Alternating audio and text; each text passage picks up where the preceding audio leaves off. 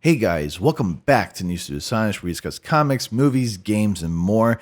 And today I'm going to go over Marvel's Phase 4 announcement. If you guys didn't catch it, the Disney Investor Day conference just happened about a day ago, and they pretty much went over everything Disney related, what they're going to be adding to the streaming network, all the content that's going to be coming soon, including Marvel. So we're here to discuss Marvel Studios' announcements.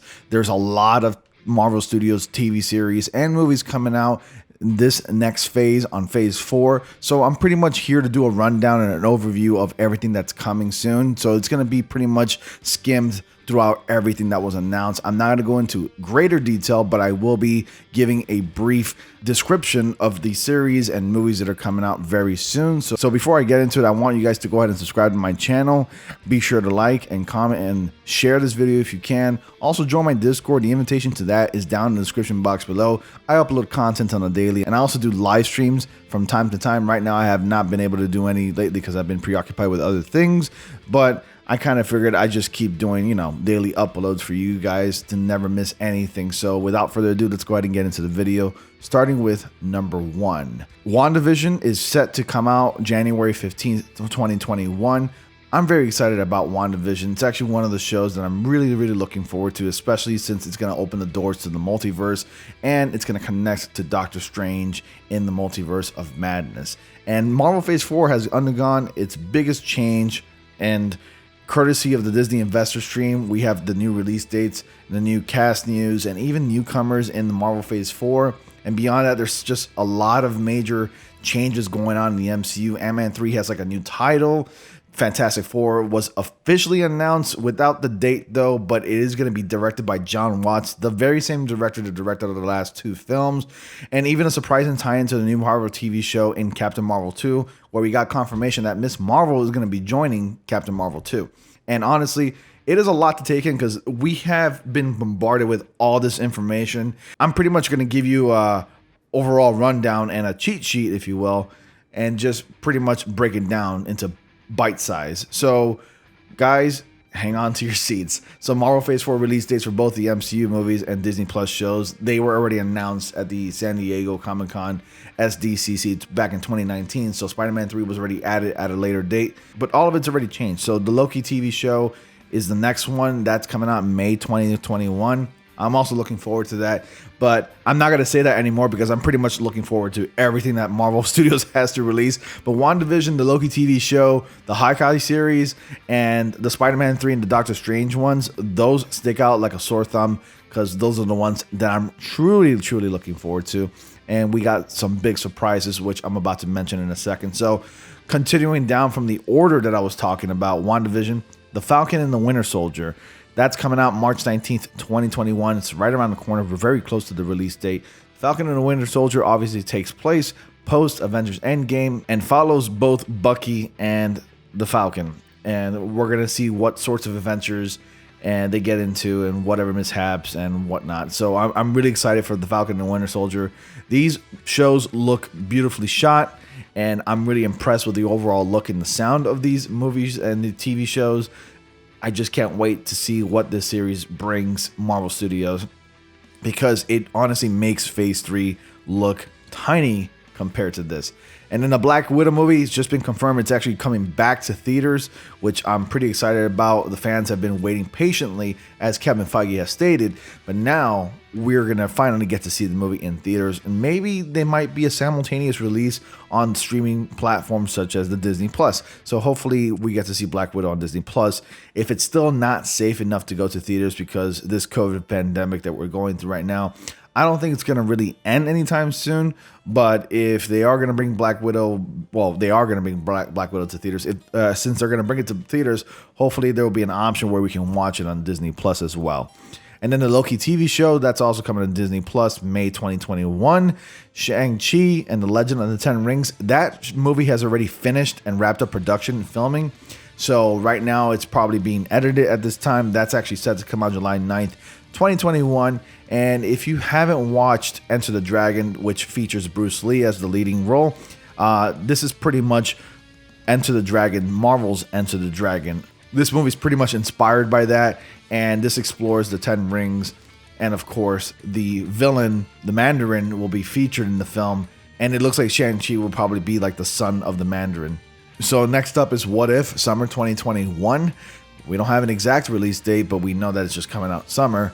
And What If is Marvel Studios' first animated series, which is really different and total surprise. Like when it was announced last year, I didn't think Marvel Studios was going to tackle an animated series, but it's not exactly canon. But if you have ever read What If in the comics, it's pretty much taking everything that you know from Marvel canon Earth 616 and pretty much gives it a twist to the characters. So like, what if T'Challa was picked up instead of Peter Quill and went into space to have his own adventures? What if T'Challa became Star-Lord, basically? Or what if Captain America became Iron Man and he donned the suit and Peggy Carter actually became the super soldier? So it explores all these characters and their alternate stories, and I'm really excited for that as well. Up next, the Hawkeye series, that's coming out late 2021. That's actually filming right now at the moment, and I can't wait for that series to wrap up production so we can go ahead and check out the episodes. It's actually going to be a limited run, but it's going to be like about 6-7 episodes or so, about an hour each.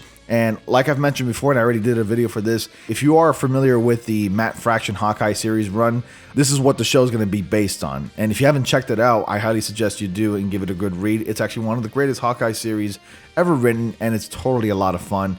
Plus, it's really nice. It's really, really nice to look at. The artwork is beautiful. It's very distinctive, of course, from anything I've ever seen. And it's just a lot of fun, and it's definitely a really good time. So I highly recommend you check out Matt Fraction's Hawkeye. Up next, Ms. Marvel, that's coming out late 2021. Ms. Marvel is going to appear in her first TV series on Disney Plus, later making an appearance again in the movies like Captain Marvel 2. So, like I've mentioned before, and I think you guys already know this by now, but a lot of these characters that are getting their series first will also continue on and appear in other superhero movies because, again, these characters are part of the Marvel Studios Marvel Cinematic Universe. So if you are excited for Ms. Marvel, or you're a Ms. Marvel fan, and being that Ms. Marvel is a new character, she's already getting her own series on Disney Plus. And it's a big deal because this is based on a character who's from Pakistan but is also an American. It's definitely a big deal to those who are from Pakistan because Ms. Marvel is a character that people look up to. If you're a fan of that, well, hang on to your seats because that's coming to Disney Plus next year. Up next is the Ironheart TV show starring Dominique Thorne as Riri Williams. Now, this one I actually didn't really see coming. I didn't think Marvel Studios was planning on adapting this one anytime soon, but it only makes sense now because Iron Man, aka Robert Downey Jr., he's dead. Tony Stark is no longer a part of the MCU for now, at least, but we're probably expecting to see him maybe a couple years down the line in a cameo appearance, perhaps, but that's a different story for another time. So the first of 2 Iron Man Studios sequel shows, Ironheart will follow teenage genius Riri Williams as she becomes the inheritor to Tony Stark's armored crown.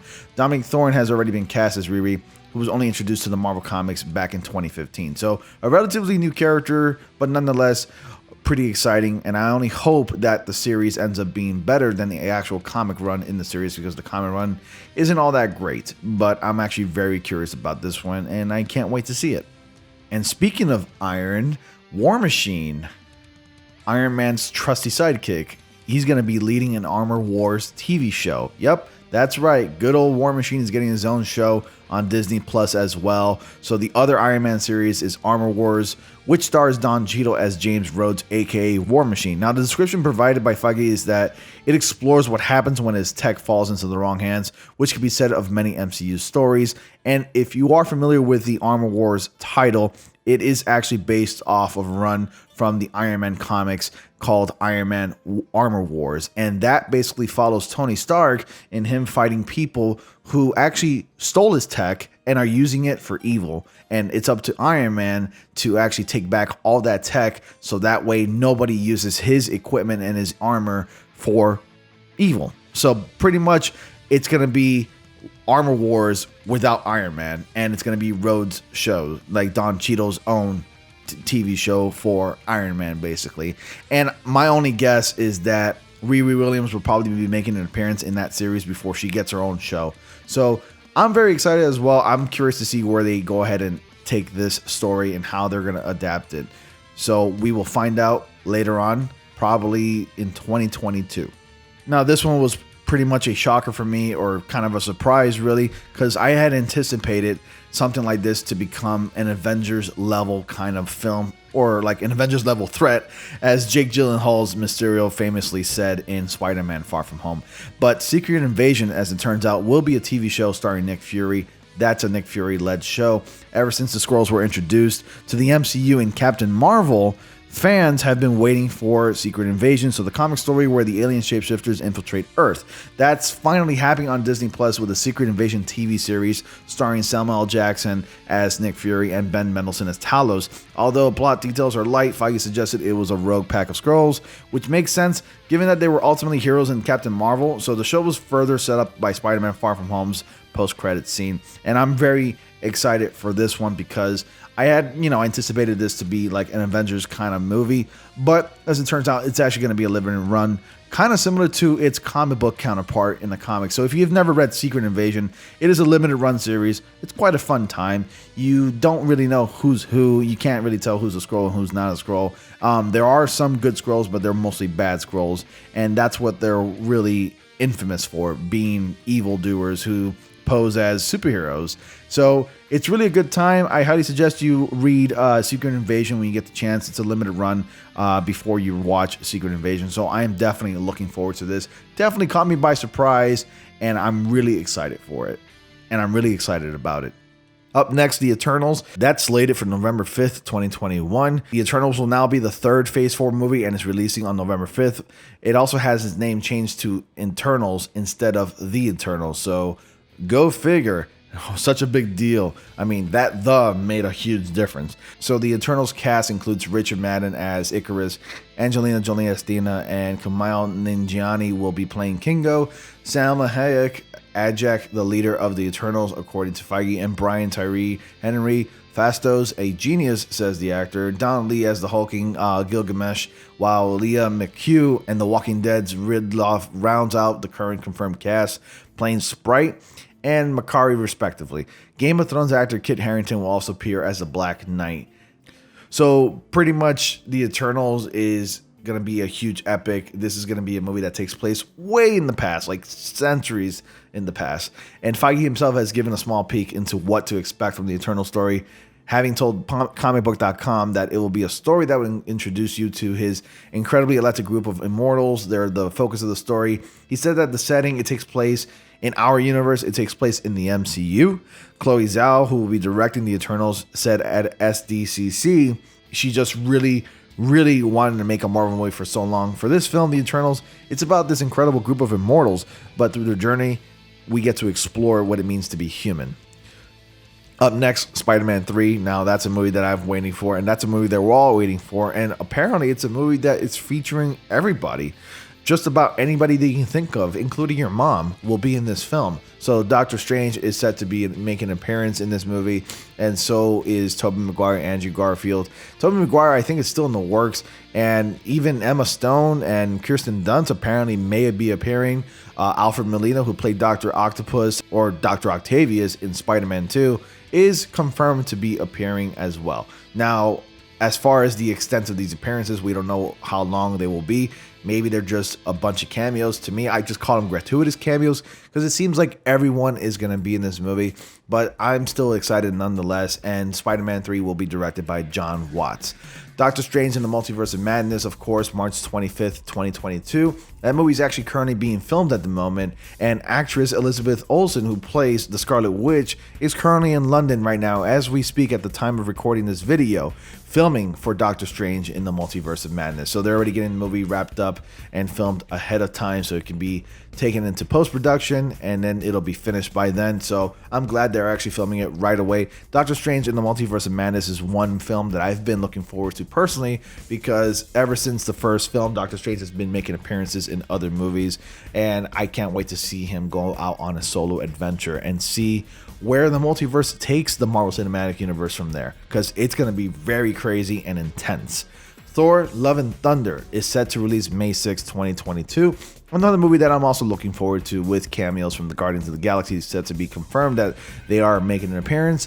And of course, we also have confirmation that Christian Bale will be playing Gore the God Butcher. So it's been predicted before. People seemingly knew that he'd be playing a villain of some sorts, and people predicted that he'd be playing Gore the God Butcher, and has been confirmed as of last night by Kevin Feige himself. So I'm very excited for that. I cannot wait for Thor Love and Thunder and see what adventures takes our hammer-wielding mighty Thor. Also, we have more news about the Black Panther situation. Now, Black Panther 2, the situation on that is currently unknown following the death of Chadwick Boseman. Though T'Challa will not be recast, it has been confirmed again from Kevin Feige that they're not going to be recasting the character. I've already made my peace with my thoughts on that, and I won't go through it again. If you want, you can watch my other Black Panther videos, and basically, I go over how I feel about the situation, though I do understand how people would feel, but I have my own opinions. So instead, the Black Panther sequel will continue to explore the incomparable world of Wakanda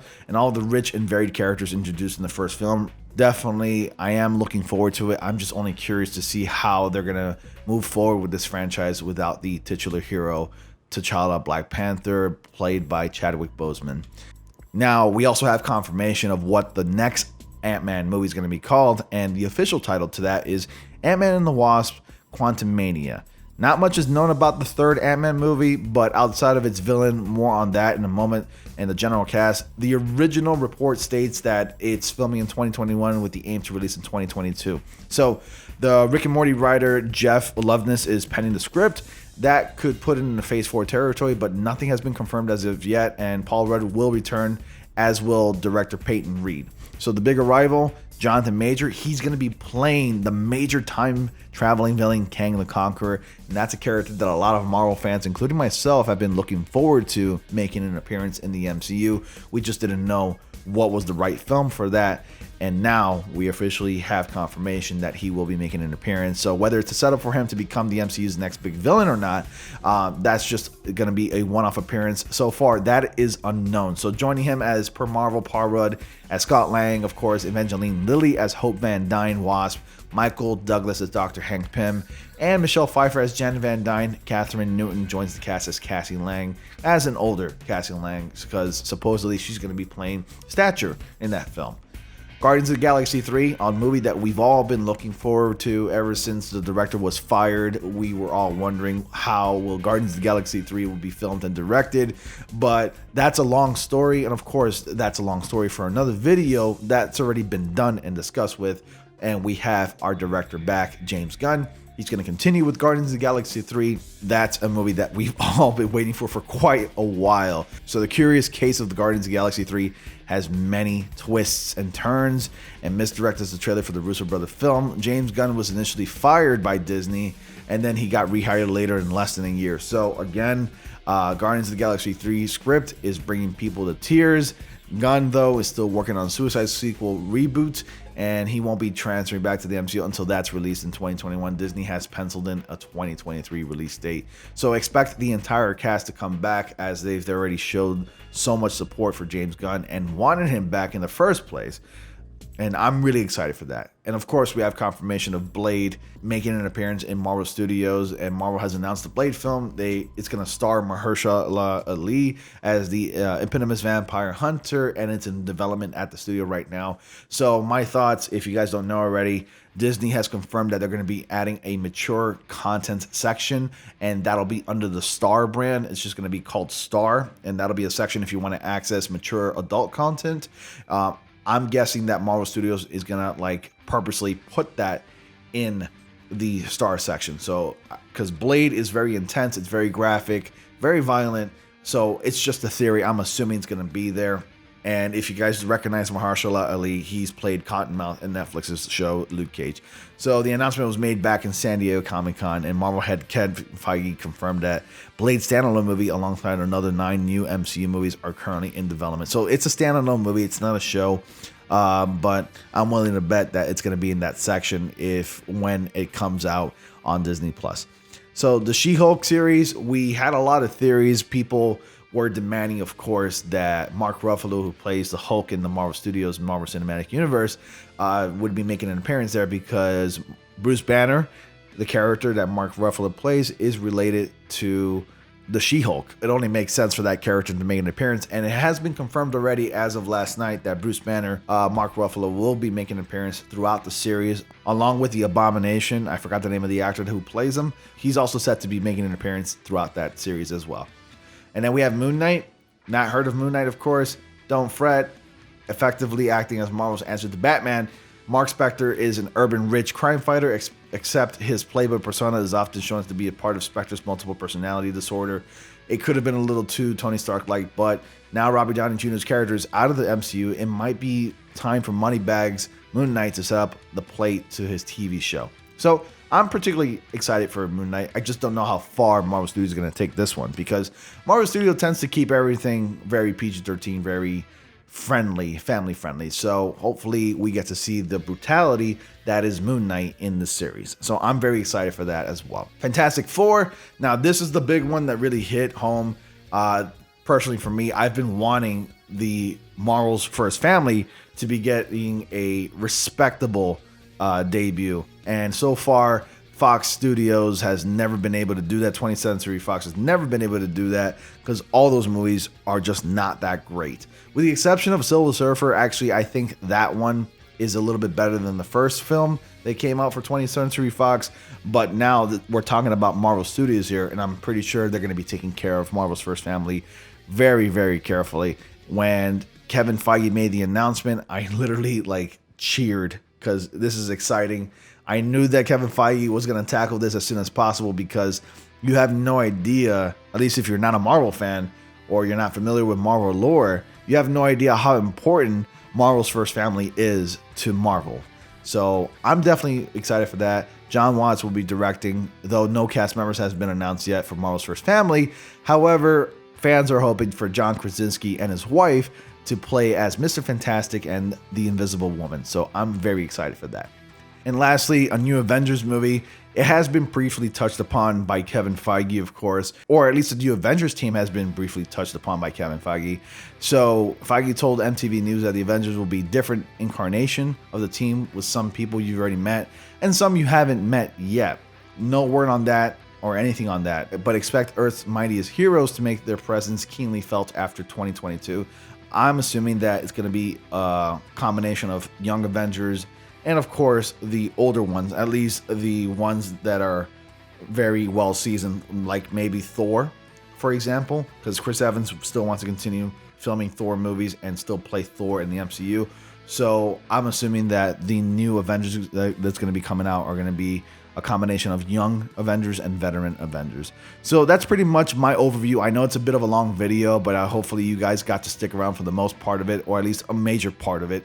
What do you guys think? Are you excited for the series that are coming soon, and the movies, of course, that are coming to Marvel's Phase 4?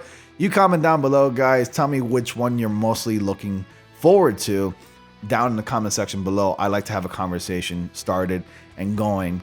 And with all that being said, guys, thank you so much for watching. Be sure to like, comment, subscribe, and click on bell notifications so you all don't miss anything. And as always, I will see you all in the next comic panel.